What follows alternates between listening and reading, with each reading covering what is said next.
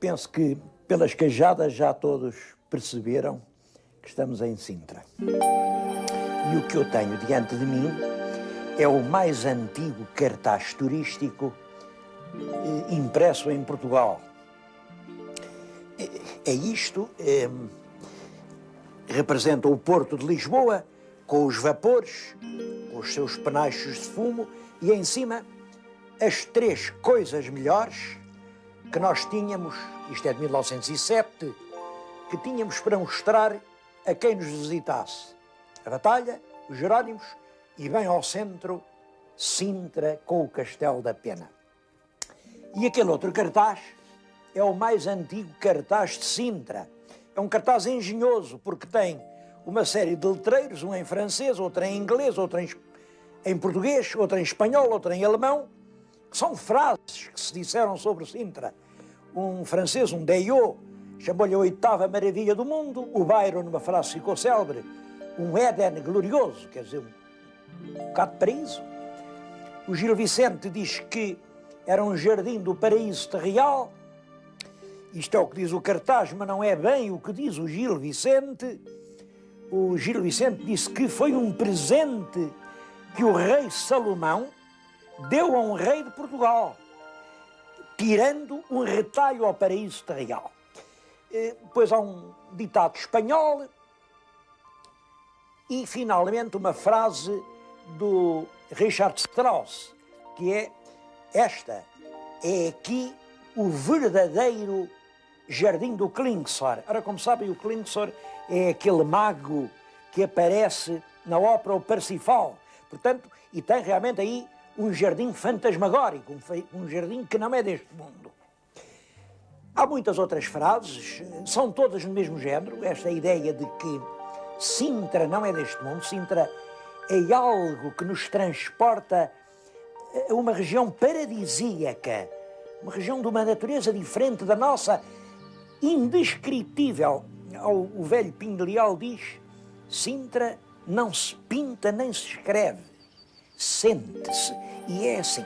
É claro, isto hoje está um pouco mudado, porque, enfim, hoje há o ruído dos automóveis, há as águas encanadas, há tudo isso, mas Sintra continua a ser um lugar ímpar. Um paraíso.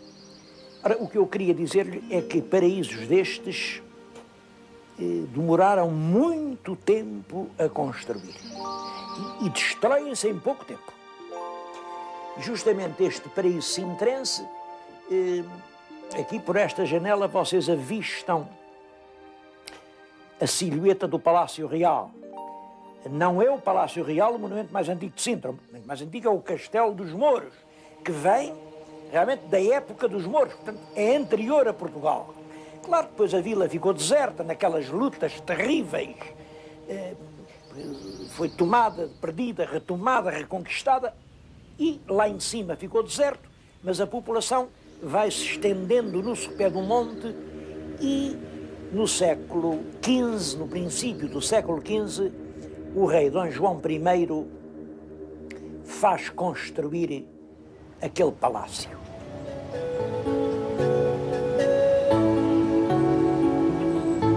Por cima daqueles grandes arcos ogivais havia apenas uma sala. Essa sala era o palácio e é esta em que nós estamos.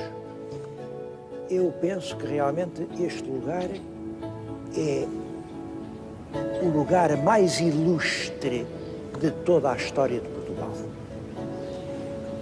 Foi aqui que viveu e esteve o rei Dom João I, fundador da dinastia. Foi, por exemplo, aqui que morreu a rainha Dona Filipa de Lencastre, aquela célebre cena que todos contam nas vésperas da partida para Ceuta.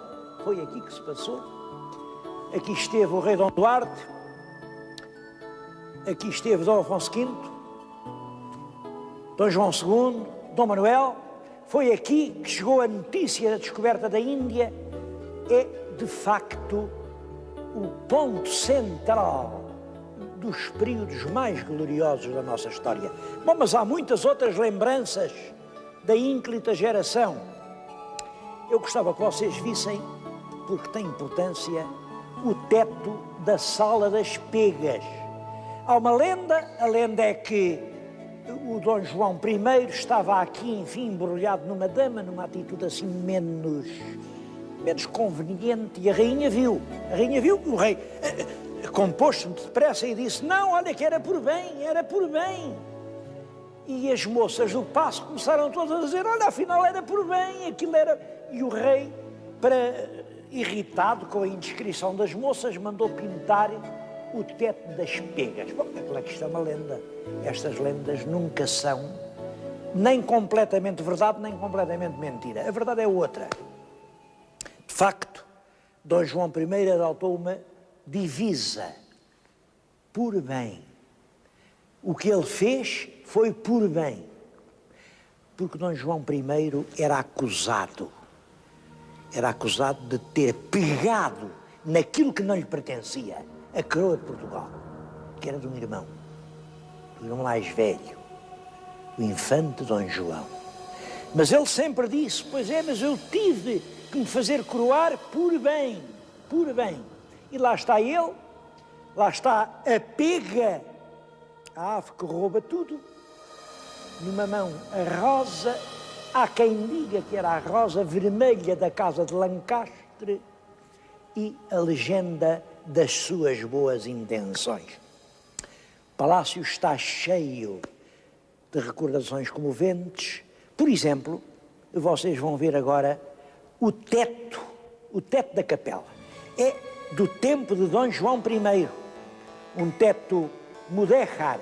Os mudéjars eram os trabalhadores, os artesãos mouriscos, descendentes de mouros, que continuavam a trabalhar.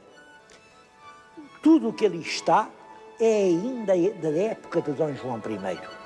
E é uma recordação do tempo em que uma grande parte da população da região era mourisca.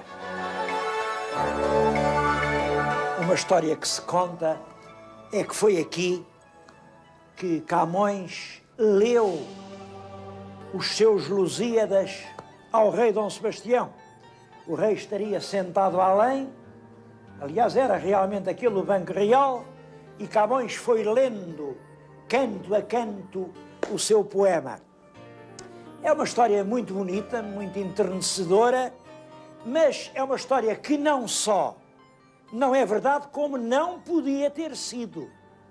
Os Lusíadas são um poema de afirmação política, cheia de protestos contra os políticos que ocupam os lugares para roubar o pobre povo, cheia de acusações aos ministros de Dom Sebastião, que ocupam os lugares para satisfazer os torpes vícios, e é claro que nada disso podia ter passado. Aliás, é o próprio Camões quem, no fim dos Lusíadas, dirigindo-se ao rei, diz que nunca o conheceu. Mas eu que falo humilde, baixo e rudo, de voz não conhecido nem sonhado, da boca dos humildes sei contudo que o louvor sai às vezes acabado. Bom, esta história, portanto, esta não foi verdadeira, mas outra que também se conta, e que essa deve ter sido, é que foi além que Dom Sebastião assistiu ao seu derradeiro conselho. Foi aqui que disse aos fidalgos da sua corte que ia embarcar para a trágica aventura de Alcácer Quibir. Disse que era uma informação que lhes dava, não lhes pedia a opinião, ele sabia tudo e, como sabem, foi e nunca mais voltou. Depois de Alcácer Quibir vêm os Filipes e, como calculam, os Filipes não viviam aqui.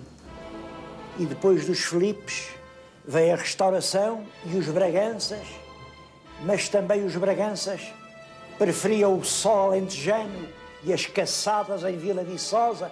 Aliás, o segundo Bragança, esse viveu aqui 9 longos anos, mas viveu como prisioneiro. Em 1668, uma revolução palaciana roubou-lhe o trono e tirou-lhe a rainha. E desde então viveu prisioneiro. Os últimos anos de vida passou-os aqui, neste estreito cárcere. E diz-se que estes tijolos poídos estão gastos dos passos do rei cativo. Quem vem a Sintra à procura de história, quando chega ao século XVIII, sente-se um pouco desapontado, porque aqui pouco há do século XVIII. O século XVIII deu tanto em toda a parte e aqui realmente não. Aquela casa, a casa que agora estão a ver, foi feita, transformada pelo Marquês de Pombal. Era uma casa manuelina, mas o Pombal fez aquelas obras que veem. E é pouco. Bom, mas isto tem uma explicação. É que o século XVIII, por um lado, toda a primeira metade é Dom João V, e claro, Dom João V é Mafra, e na segunda, já nos finais, é as Caldas, e depois é o Pombal é o Eiras, e finalmente com a Dona Maria é que é Luz. Entre Mafra, Oeiras, que é Luz, não ficou lugar para Sintra, porque as pessoas vinham para Sintra atrás do rei e quando o rei cá não estava, as pessoas também não vinham. Portanto, o século XVIII é um século, de certo modo, em que Sintra não saiu da penumbra em que caiu com o Dom Sebastião. Mas aí chega ao século XIX. Com o século XIX vem o romantismo. E, de facto, Sintra é o lugar ideal para conversarmos sobre o romantismo. O romantismo está ligado à primeira Revolução Industrial. Aparece o vapor como uma nova energia, aparecem as máquinas, os grandes teares, as viagens, o algodão, indústrias, e com tudo isso aparece um novo mundo de gente rica que agora pode também ter a sua cultura e que não aceita as regras demasiado rígidas da sociedade anterior. Há, portanto, um novo jogo, novos padrões, novos gostos, e é a tudo isso que se chama romantismo. Ora bem, reparem que em Portugal, e quando isto acontece na Europa, pode-se fixar a data 1800, em Portugal não há máquinas a vapor, não há grandes negócios, não há nada disso.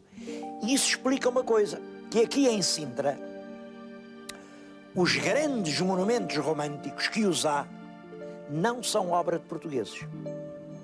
Os 3 maiores monumentos românticos de Sintra são este palácio de Setiais, dentro do qual neste momento nos encontramos, são o Palácio do Monserrate e São a Pena. Ora bem, os Setiais são obra de um holandês, um cônsul da Holanda que esteve aqui, que fez grandes negócios, andou metido na indústria dos seguros, andou metido na navegação, fez muita coisa e fez este palácio. Depois ele mudou de mão e o que podem hoje ver no exterior, 2 pavilhões iguais, unidos por um arco, está ligado, aquele arco é de 1802 e marca uma coisa, uma visita régia aqui ao paço do cônsul Guildemester. Veio aqui o príncipe regente, que veio a ser o Dom João VI, com a mulher, que era a princesa Carlota Joaquina. É isso que está explicado naquela grande legenda em latim que veem no arco. E vejam o gosto daquele arco. Aquilo é a nossa arte, 1802, no princípio do século. Ainda não, o arco não consegue ser romântico, mas estes salões, sim, são bem o gosto romântico. É a decoração de um diplomata holandês. O Monserrate foi feito por 2 ingleses.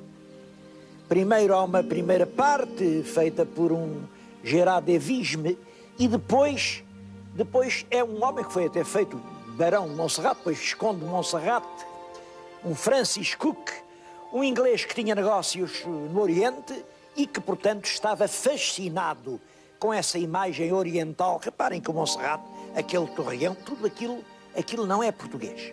É a imagem da abundância e de uma fartura da alta burguesia vista por um inglês enriquecido no comércio oriental. Bom, o terceiro monumento é de longe o mais importante. E esse decidiu a história de Sintra. É o Palácio da Pena. Mas isso é melhor irmos até lá.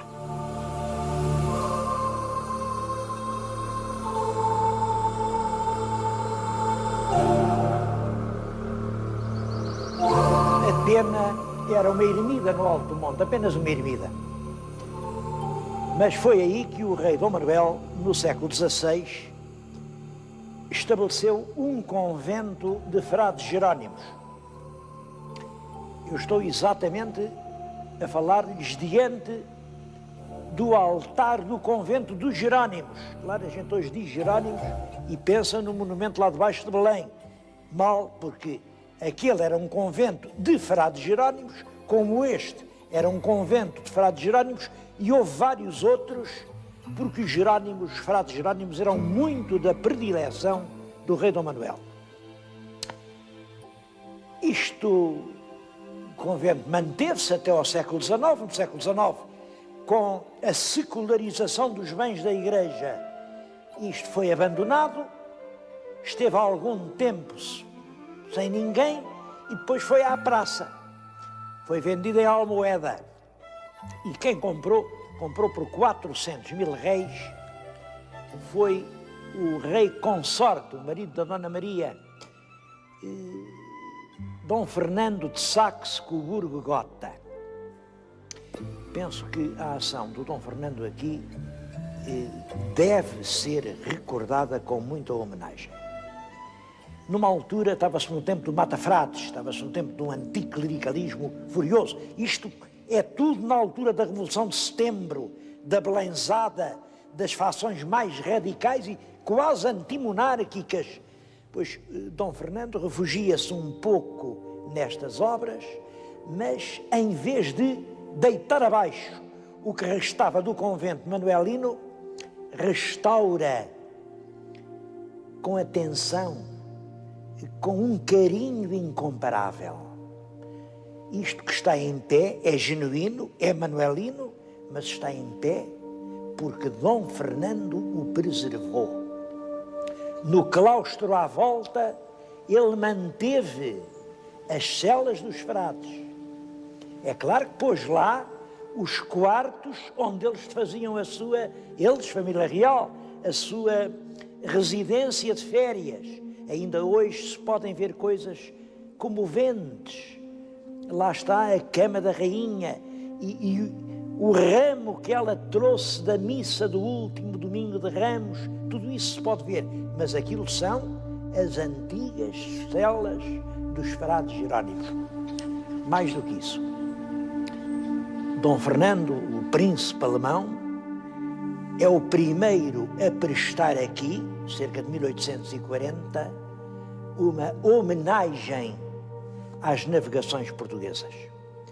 O vitral da capela estava partido, claro, os temporais tinham levado tudo. E ele mandou, em Nuremberg, pintar um vitral de homenagem às navegações portuguesas.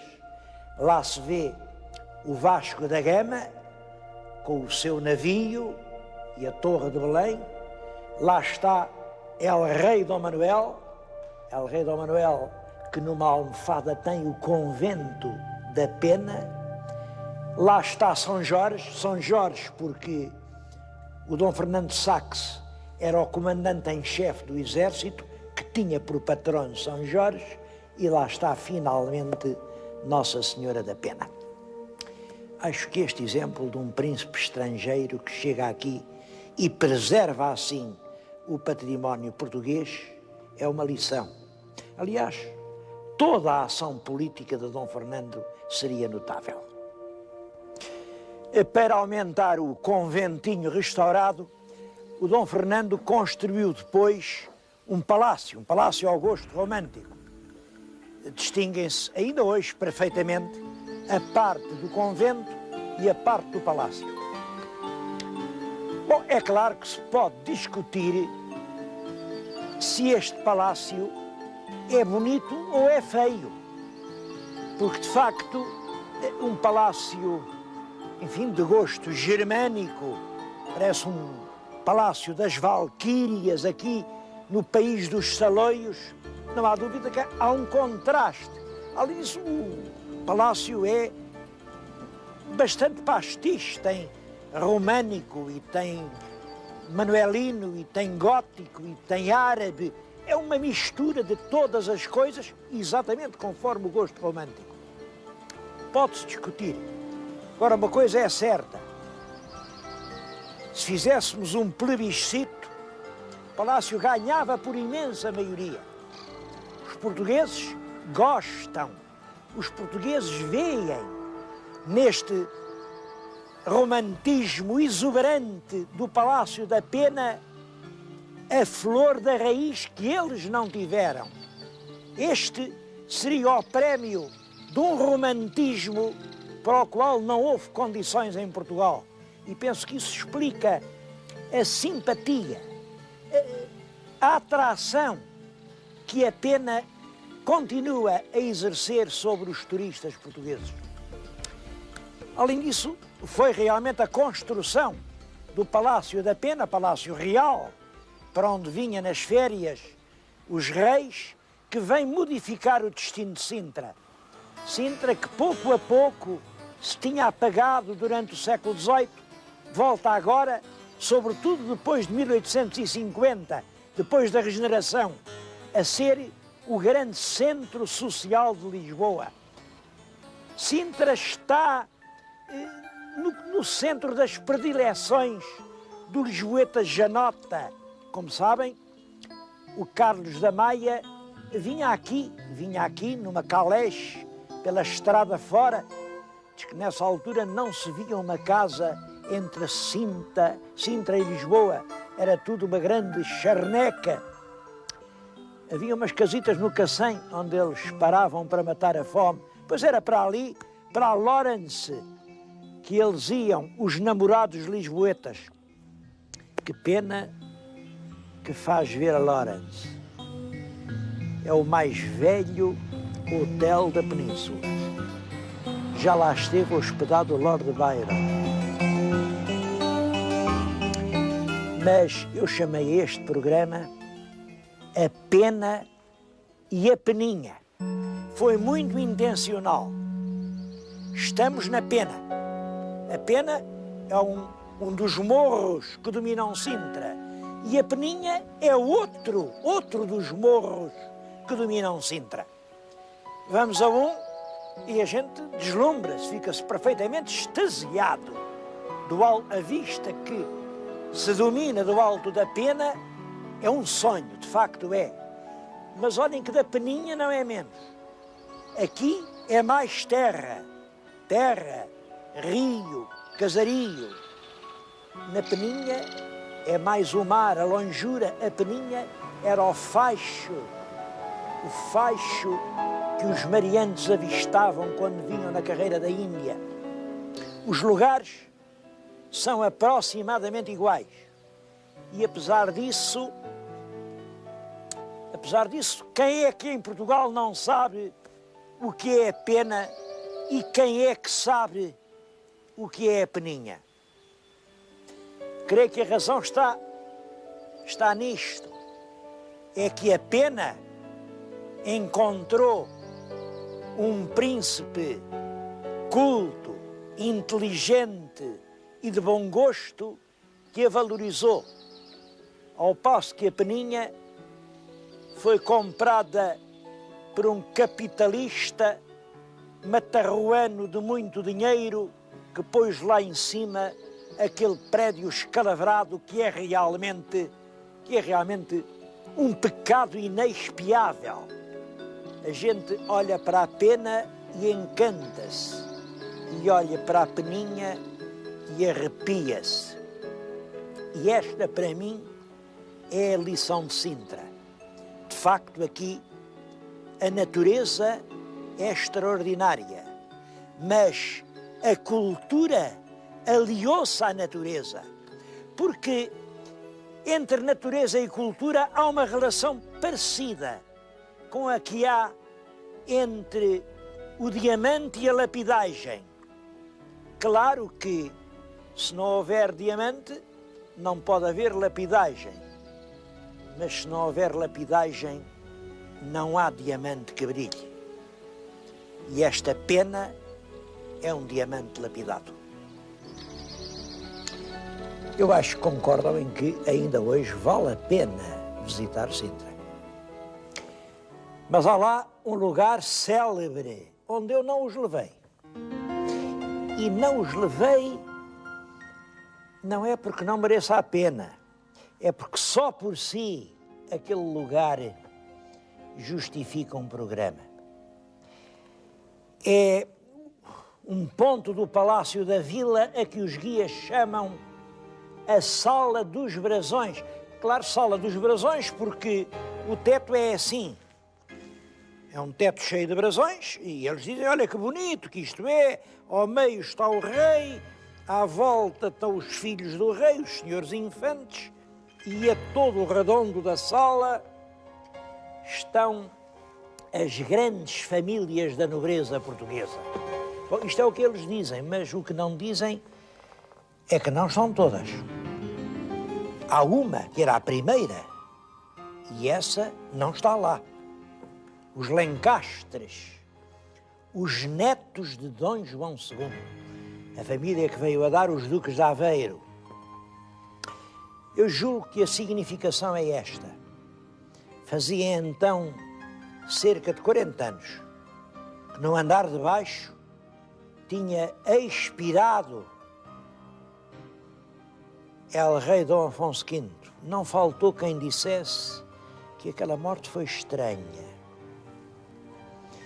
E sucede no trono Dom João II, um rei poderoso, um rei que acredita no poder central, que manda matar o Duque de Bragança, manda matar o Duque de Viseu, sacrifica os nobres e que instala um regime de terror até ao ponto de ficar sozinho. Sucede-se Dom Manuel diz que não, que é preciso chamar todos. A família real está à volta do rei, mas à volta da família está toda a nobreza como uma grande família. E é isso o que este teto significa. Toda a nobreza como uma família responsável por Portugal. Eu sei que vocês hoje acham assim um bocado, bom, então que história é essa? Um país como uma família, mas esta era a ideia de um monarca no século XVI. Dom Manuel pensava assim. Ele era o herdeiro de um trono fundado por um antepassado dele que tinha criado realmente uma família reinante. Era o herdeiro de Dom Afonso Henriques, que criou a monarquia no berço de Guimarães. Nós entendemos isso melhor em Guimarães. Para a semana, venham comigo a Guimarães.